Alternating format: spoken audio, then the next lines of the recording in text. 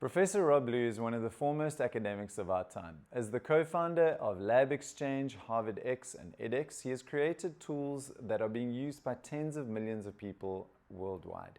In this interview, we're going to ask him specifically about the learning pathways of entrepreneurs and what the future of learning looks like.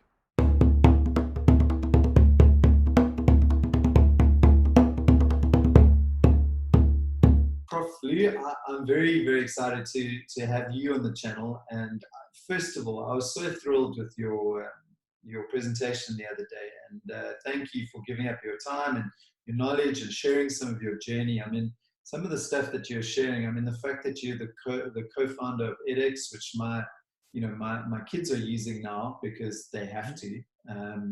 You're the founder of HarvardX, which, it's already has 10 million people in its community, and then Harvard, the LabXchange, which already is in the hundreds of thousands. I mean, it's just crazy. That's 3 for 3. So you've got one heck of a track record, Prof. Lue, and I would love to just jump into, what are the salient things that have really stood out for you? And I want to get to the what was it? The agency, the access agency, and was it advocacy? What was the third thing? Activation.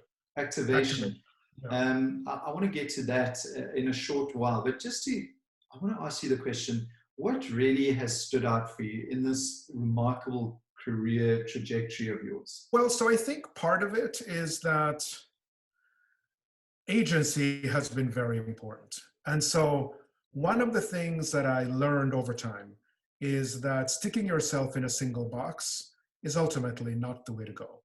That it's been very tempting for a long time to really focus on, okay, we sweat so much the details around what career we're going to have, what job we'll have, what industry we want to join, so on and so forth, that even today we still have this sense that, okay, I make the choice, I get the right degree, right? I get the right qualifications, and then I build my life. It's like a single house, and I move in, right? And that's how it is. I think perhaps there's more of a tendency towards that, in the United States, in Canada, and Europe, while I think in the developing world, there's the reality that, you have to be nimble, right? You have to be able to move. You have to be on the ball constantly so that when new opportunities open up or when new ideas surface in your mind, you can think about whether or not you want to act on them, regardless of whether or not it's something that arguably is in the house that you built for yourself, right? And so one thing I've learned, and it's something I tell my students all the time, is that doors are constantly opening and doors are constantly closing, but you really need to have your eyes peeled constantly for the doors that are opening. They're all over the place, right? They're connections that you make sort of in a bar, in a restaurant. There's friend of a friend or friend of a colleague. There are conversations that begin over beers or a braai that can really completely change your direction, right? And the question is, are you open to that? Or do you feel like this is who I am, this is what I do, and this is what I care about? And all the other stuff kind of, it's like water against a window pane, right? Just runs off, doesn't come in, right? But I mean, I would argue that you need to open the windows up and let the world in, because, I mean, I'm doing things that I would never have dreamt. I love talking with you, Prof. Lue, because you activate so much in terms of the thinking that is floating around, and I think what you do and what you did very well the other day is you kind of create frameworks and present frameworks that make sense of all of these, these fragments that are in the public domain. But I think, what we do at Heavy Chef is we offer learning bites for entrepreneurs, right? So tiny little bites of knowledge. And I'm particularly interested in something that you mentioned almost in passing in your presentation around learning pathways, because it's quite paradoxical at the moment. You have this idea of knowledge being fluid. You say, open the doors, allow the knowledge to come in, right? And there's all these unexpected twists and turns that you take. But that's quite, it's not that useful for somebody who's young and trying to craft their, trying to set a path on their journey. So could you unpack this idea of pathways and creating and crafting pathways, particularly for young entrepreneurs who want to learn, but they don't really know what path to follow. And it's a really confusing world at the moment. Right, of course. Well, so I think at the same time that you open the doors and the windows and you let in ideas, possibilities come flowing in, you can drown in that, right? And you can be unsure about what you want to do. But I think one of the hardest things that you can fall into is sort of paralysis from too much information, too much going on, and not sure what to do. Because one of the things that you learn in science, actually, is that you need to experiment. You need to try things out. You learn through the process of doing, right? And so there's not a sense where you come up with an idea, you build a conceptual model to perfection, then you go and do the thing, right? In terms of software development, which I'm sure, Fred, you're very aware of this, the principle of sort of the agile cycles of software development, where instead of having a long range thing where you build the perfect thing, you have these shorter sprints or cycles of experimentation where you build a prototype, you build a part of it, you build one component of your idea and see how it works, and you learn from that in the process. That, I think, is incredibly important, because that allows you to have a pathway where, as you go from one stepping stone to another, you make a decision. Okay, am I then going to step left? Or am I going to step in the middle? Or am I going to step right? And you can only do that, I would argue, from trying it out, from getting more information. And the only way you can get information is actually trying it and seeing how folks sort of respond to it.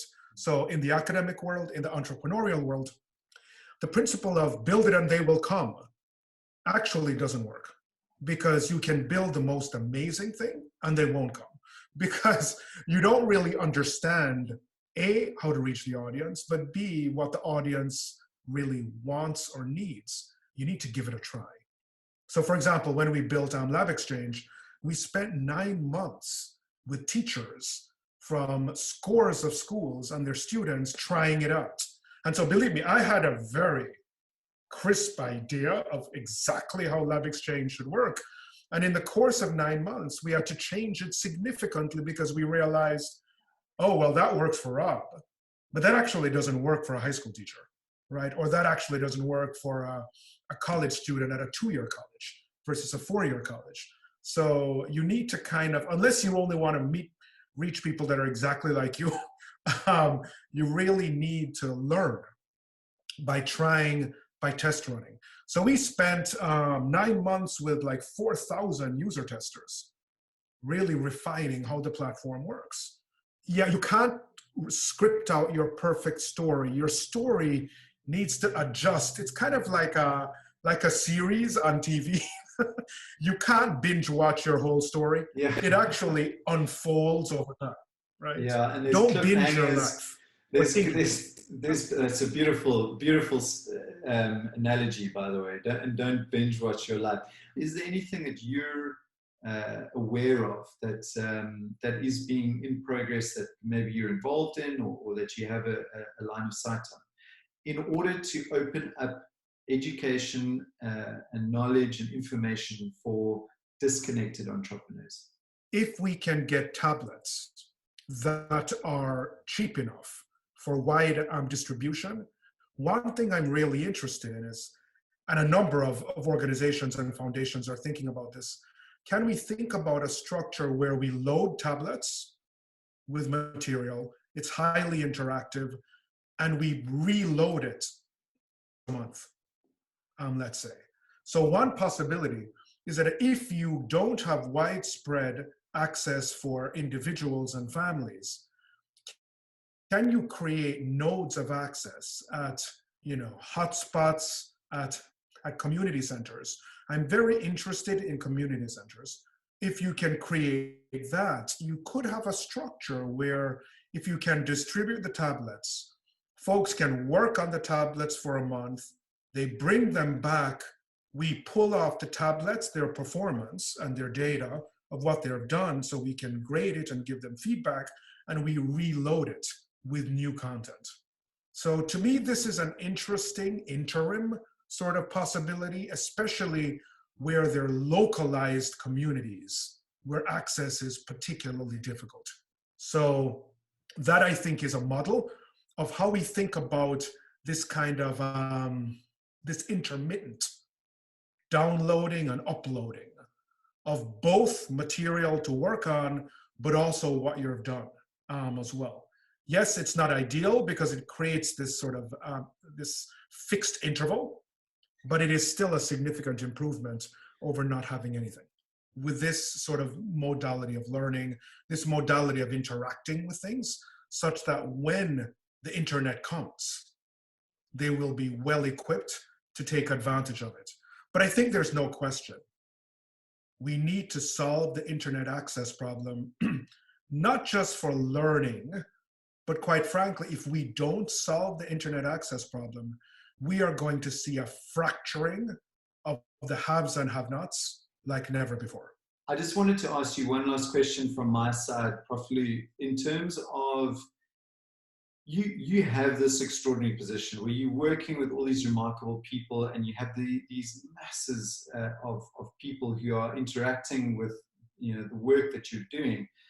Where do you see this going? I mean, just can you paint a picture for us in terms of the ideal version of what education looks like in say 10 years time? I mean, that's just random, but maybe you have a picture of where this is going and maybe the most way out extraordinary version of that. I'd love to hear it from you. I think one thing that I'm really hoping for is that we will finally crack the nut of blending properly online and digital with in-person. Folks often say to me, Rob, I suspect you want to replace everything with online. That has never been further from the truth. We need to live in a world where we take advantage of all of the affordances of the internet and digital, but at the same time, we use that as an opportunity to enhance and maximize the value of what we do in person. So I'm a big believer in human-to-human interaction. I'm not one of those folks that believe that AI will simply replace everything. I honestly believe that we need to see that appropriate integration, and we need to understand what that looks like. Because I think what happens sometimes is that we're replacing with online things that shouldn't be really replaced. There is a way in which, if we get that model right, we could potentially knit society together based around learning and sharing how we've learned to help others learn, that will really transform what society is able to achieve. We need a system where you can actually check in real time whether or not what you've learned is setting you up properly for what you're interested in doing. This is a data science problem. We have the data. We can do this, but no one has done it. And so being able to get real-time analytics for the individual is the future. And it speaks so much to your pathways analogy as well, because if you can start to, it's the whole kind of using the data to course correct and, make the little adjustments to your life as you go forward. I love that. Thank you, Prof. Lue. I'm absolutely my pleasure.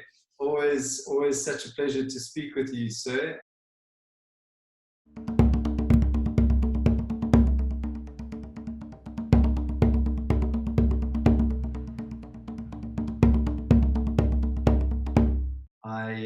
I look forward to the next few chapters when you reveal all these amazing secretive projects. I kind of picture you in this lair somewhere with a whole bunch of university professors plotting the next steps, and everyone's got like a white cat in there.